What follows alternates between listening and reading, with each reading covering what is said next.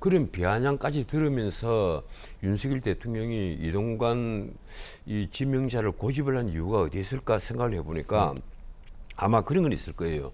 이동관 특보로 있으면서 그동안에 이 언론, 우리나라 언론 풍토에 대해서 아마 여러 가지 의견 교환이 있었을 때마다 하나 느낀 것이 윤 대통령이 생각하고 있는 바람직한 어떤 공정한 언론, 거기 이동관의 생각과 매칭이 잘 제대로 되지 않았겠느냐. 그래서 윤 대통령이 이동관 지명자에게 꽂힌 게 아니겠느냐. 그래서 뭐 학폭 문제라든가 또 그리고 야당이 공격하는 MB 시절의 어떤 청와대 언론 탄압 있을 뭐 때 그 언론 탄압을 했지 않느냐 이런 공격에도 불구하고 이동관을 고집하는 데는 그만큼 어떤 매력을 느꼈을 것이다. 나 이동관이 꼭 필요하다 하는 어떤 그런 생각이 있을 것이다.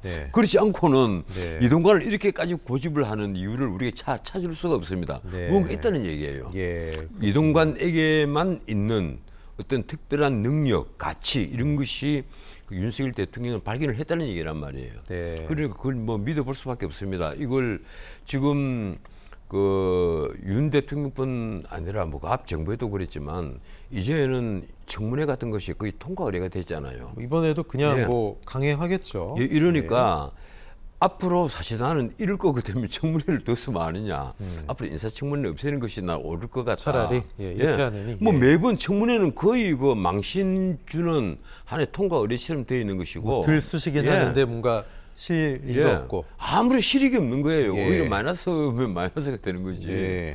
지금 당장 그 이 김용호 통일부 장관만 하더라도 온갖 걸로 다 공격을 했단 말이에요. 민주당은 지금 청문보고서 채택 거부했잖아요. 나는 그리고 그분이 그 극우라는 표현은 나는 반대를 합니다. 그분이 어디가 극우예요? 극우라는 것은 획일주의자, 이른주의자, 그리고 폭력으로 자기 이념을 관철하겠다는 이런 분을 극자라고 극단주의자라고 하잖아요. 그래서 극우가 되는 건데 김용호 장관에게는 전혀 그런 건 보이지 않습니다.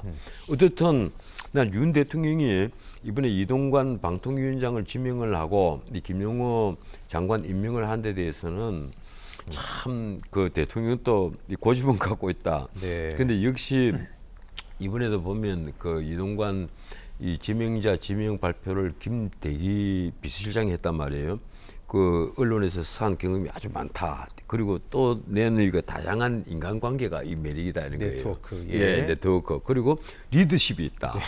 이 세 가지를 들었더라고요. 그래서 결론적으로 윤 정부의 그 방송통신 이 국정과제를 제대로 수행할 책임자다. 뭐 이런 얘기를 하는데 어떻든 앞으로 그 이분이 방통위원장에 대해서 왜곡된 우리 방송 환경 이건 좀 바로 잡았으면 하는 생각을 저는 합니다. 그동안 이 문재인 정권 때 저도 언론계에 종사를 한 사람으로서 감히 말씀을 드리자면 우리 방송통신에서는 너무 경도된 입장에서 이 방송통신 정책을 편 것이 아니냐. 좀 심했다. 심해도 너무 심했다.